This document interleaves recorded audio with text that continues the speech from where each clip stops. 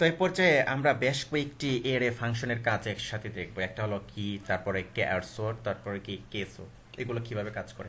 তো কিটা হলো আপনার কারেন্ট। আমরা এর আগে দেখেছিলাম একটা এর কারেন্ট যে ইন্ডেক্সটা, হ্যাঁ, ইন্ডেক্সটা বের করে, তো একটা ফাংশনের মাধ্যমে। তো এখন আমরা দেখবো যে কারেন্ট যে ইন্ডেক্স আছে এর কিটা আপনি কিভাবে বের করবেন। তো এর জন্য যে ফাংশনটি ব্যবহার করব সেটা হলো কি ফাংশন। তো সাপোজ এখানে আমরা যেটা করেছিলাম এর আগে, আমরা এগুলো উঠিয়ে দিই, আমাদের আপাতত এগুলো দরকার নেই। হ্যাঁ, যখন দরকার হবে তখন আমরা এগুলো তৈরি করে নিব। ওকে, তো এই যে এখানে আমাদের একটা এরে তৈরি করা আছে। তো কারেন্ট পজিশন কোনটা দিল, আর অর্থাৎ আপনারা জানেন যে কোনটাকে কারেন্ট পজিশন বলে, এর আগে টিউটোরিয়াল আমি বলেছি, বিস্তারিত আর বলতে চাচ্ছি না এখানে। তো এটা আপনি কিভাবে বের করবেন, সাপোজ আপনি এখানে, আমি একটা ইকো করে আমি এখানে জাস্ট আপনাদেরকে বলছি, আপনি দেখাচ্ছি। হ্যাঁ, আমরা দেখব যে দা কারেন্ট পজিশন কি ইজ, আমরা এইভাবে লিখবো। ওকে, তো কারেন্ট পজিশন কি ইজ এভাবে লিখে জাস্ট আমরা কি করব, এই যে জাস্ট এখানে যে ফাংশনটি আমরা ব্যবহার করি, হ্যাঁ, এই যে কি ফাংশনটি আমরা এখানে ধরিয়ে দেব। তো কি ফাংশনের মধ্যে অবশ্যই আপনাকে যে এই রেটা আপনাকে দিয়ে দিতে হবে। এখানে আমি এই রেটা এখানে দিয়ে দিলাম। তো দিয়ে দেওয়ার পর আমি সেভ দিলাম। সেভ দেওয়ার পর আমি এখানে রিফ্রেশ করলাম, আমরা দেখলাম যে দ্য কারেন্ট পজিশন কি ইজ 0। ওকে, তারপর নেক্সট পজিশন করে আপনারা এগুলো করতে পারেন এরকম, যেমন এর আগে আমি দেখিয়েছিলাম যে কি, এখানে সাপোজ আমি যদি এখানে নেক্সট ফাংশনটা ব্যবহার করি, নেক্সট ফাংশনটা ব্যবহার করলাম, ব্যবহার করে আমি এটাকে সেভ দিলাম। সেভ দেওয়ার পর আমি এটাকে রিফ্রেশ করলাম। তো নেক্সট হওয়ার পরে নেক্সট কোনটা হয়ে গেল, নেক্সট হয়ে গেল কিন্তু এই যে মামুন, তাই না? তো মামুন কিন্তু 1 নম্বর ইন্ডেক্সে আছে, তাই না? তারপরে যদি আমরা ধরতে চাই আপনার কারেন্ট করে আবার যদি নেক্সট করি তাহলে আকবর, এভাবে চলে আসবে। তো যাই হোক, এই বিষয়গুলো এর আগে টিউটোরিয়াল আপনারা দেখেছেন যে কিভাবে কাজ করতে হয় এগুলো নিয়ে। তো গেল একটা। তো আমরা চাচ্ছি যে একটা অ্যাসোসিয়েটিভ এ রেখে, হ্যাঁ, আমরা তার কি অনুসারে ডিসেন্ডিং অর্ডারে সাজাবো। তো এটা আমরা কিভাবে করব, আসুন দেখি সেটা কিভাবে আমরা করতে পারি। আমরা এগুলোকে নিচে নামিয়ে দিলাম। ওকে, আমরা এগুলোকে নিচে নামিয়ে দিলাম। সাপোজ আমরা এখানে যেভাবে আমরা করি, আমরা এভাবে লিখি, আমরা এটাকে কপি করি।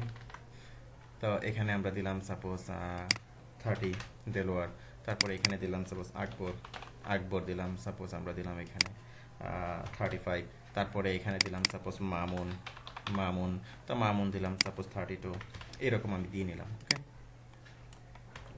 এখন আমরা চাচ্ছি যে এই যে কিগুলো, এর মধ্যে যে কিগুলো আছে সেই কিগুলো অনুসারে আমরা সাজাবো ডিসেন্ডিং অর্ডারে। ওকে, তো তার জন্য আপনাকে যে ফাংশনটি ব্যবহার করতে হবে সেটা হলো আপনার কে আর সর্ট। অর্থাৎ কে আর সর্ট ফাংশনটি আপনি ব্যবহার করবেন। তো আপনি জাস্ট কি করবেন, এখানে আপনি লিখবেন যে কে আর সর্ট। ওকে, এই ফাংশনটা আমরা দিয়ে দিলাম। তো কে আর সর্ট ফাংশনের মধ্যে আপনি এই যে কোডারের মধ্যে আপনি রেখেছেন ভ্যালুগুলো, এটাকে দিয়ে নেবেন। তো এখন যদি আমরা ফর ইচ লুপের মাধ্যমে প্রিন্ট করি, ফর ইচ লুপের মাধ্যমে আমরা প্রিন্ট করি, আমরা দেখতে পাবো যে কি এই যে কিগুলো যেগুলো আছে, আমরা আকবর আগে চলে যাবে, তারপরে দেলোয়ার আগে, মামুন আসবে, অর্থাৎ কি আলফাবেটিক অর্ডারে সে সাজাবে। সাপোজ আমরা দিলাম যে কি, হ্যাঁ, তারপরে আমরা এখানে দিলাম যে ভেরিয়েবল ভ্যালু। বিস্তারিত বলছি না, অলরেডি জানেন, এগুলো শিখে আসছেন। বারবার এই কথা বলাটা টিউটারের লেংথ অনেক বড় হয়ে যায়। তো যাই হোক, আমরা ইকো করলাম। তো সাপোজ ইকোর মধ্যে আমরা প্রথম কি দিলাম, আমরা এখানে দিলাম যে সাপোজ কিগুলো দিলাম, সাপোজ কি, অথবা আমরা লিখতে পারি যে নেম। হ্যাঁ, নেম, আমরা নেম দিলাম। তো নেম কোনগুলো, তো নেম হলো যে কিগুলো হলো নেম, তাই না? জেরোয়ার আকবর এগুলো। তো আমি এখানে ডট দিয়ে আমি এটা ধরিয়ে দিলাম এখানে। ওকে, গেল। তো কমা দিলাম। তো এখন সরি, আমরা এটাকে কনকেট করব, আবার কনকেট করে আমরা এখানে কমা দেব। তারপরে আমরা লিখবো যে এইজ, হ্যাঁ, সরি, আমরা লিখবো যে এইচ। তা এইচ হবে কোনগুলো, এইচ হবে এই যে ভ্যালুগুলো, এইচ হবে, তাই না? আমরা এখানে কি ভ্যালুগুলো এখানে দিয়ে নিলাম, দিয়ে আমরা কি সেভ করলাম। তো অবশ্যই একটা কাজ করি, এখানে আমরা একটা ব্রেক দিয়ে নিই, ব্রেক দিয়ে নিলাম, সেভ দিলাম। তো এখন আমরা যদি রিফ্রেশ করি, আমরা দেখবো কি এই যে ডিসেন্ডিং অর্ডারে সাজিয়ে ফেলেছে, তাই না? এই যে আমরা এখানে কি করেছি, কে আর সর্ট করেছি, অর্থাৎ কি ডিসেন্ডিং অর্ডারে সাজানোর জন্য আমরা কি করব, কে আর সর্ট করব। তো দেখুন, এটা মামুন এম আগে নিয়েছে, তারপরে ডি নিয়েছে, তারপরে কি এ নিয়েছে, তাই না? তো এখন আপনি চাচ্ছেন যে না, ডিসেন্ডিং অর্ডারে না, আমি কি অ্যাসেন্ডিং অর্ডারে করব। তো অ্যাসেন্ডিং অর্ডারে করার জন্য আপনি যেখানে যে কাজটি করবেন, আপনি জাস্ট এখানে লিখে দিবেন যে কে সর্ট।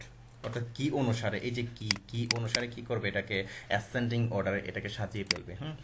অর্থাৎ এই যে এ আকবর উপরে চলে যাবে, ডি, তারপরে দেলোয়ার আসবে, তারপরে কি মামুন আসবে। আমি সেভ দিলাম, সেভ দিয়ে রিফ্রেশ করলাম, এই যে আকবর আসলো, তারপর কি দেলোয়ার আসলো, তারপর কি মামুন আসলো। তো আশা করি বুঝতে পেরেছেন যে কিভাবে আপনার কি কেসোড তারপর কেয়ারসোড ফাংশনগুলো নিয়ে কাজ করতে হয়।